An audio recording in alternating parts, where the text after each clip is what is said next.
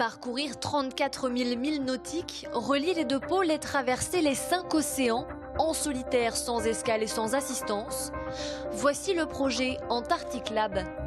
Un pari audacieux que va tenter de réaliser Norbert Sedlacek.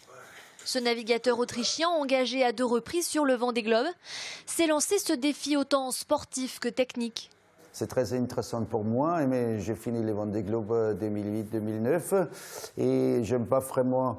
Mon attitude, c'est pas faire toujours la même chose. Pour moi, c'est ainsi toujours nécessaire une nouvelle perspective qui relance un petit peu mon expérience, mon activité.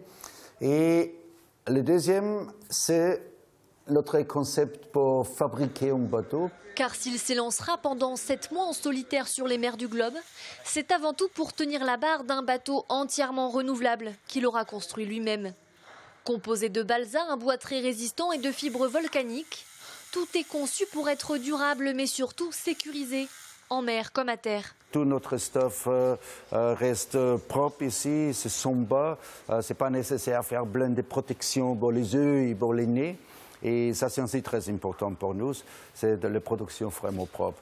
Et un autre très important détail de notre bateau, c'est les moteurs.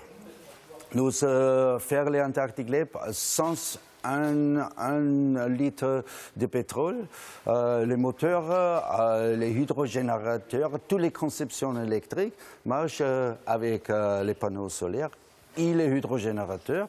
Utiliser des énergies vertes et surtout permettre au bateau d'être recyclé une fois sa durée de vie atteinte sont des objectifs primordiaux pour le skipper. L'ensemble du projet représente 3,7 millions d'euros. Il a donc fallu trouver des sponsors. Tous ensemble, c'est 17 partenaires pour l'instant, 17 sociétés.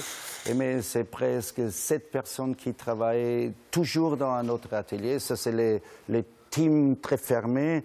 C'est juste une personne pour les images, une personne pour les presses, pour les médias et le reste pour les constructions des bateaux. Si le projet Antarctic Lab est concluant et que le bateau résiste aux rudes épreuves qui l'attendent à partir de juillet 2018, l'IMOCA entièrement renouvelable de Norbert Sedlacek pourrait bien se retrouver sur le ponton du Vendée Globe en novembre 2020.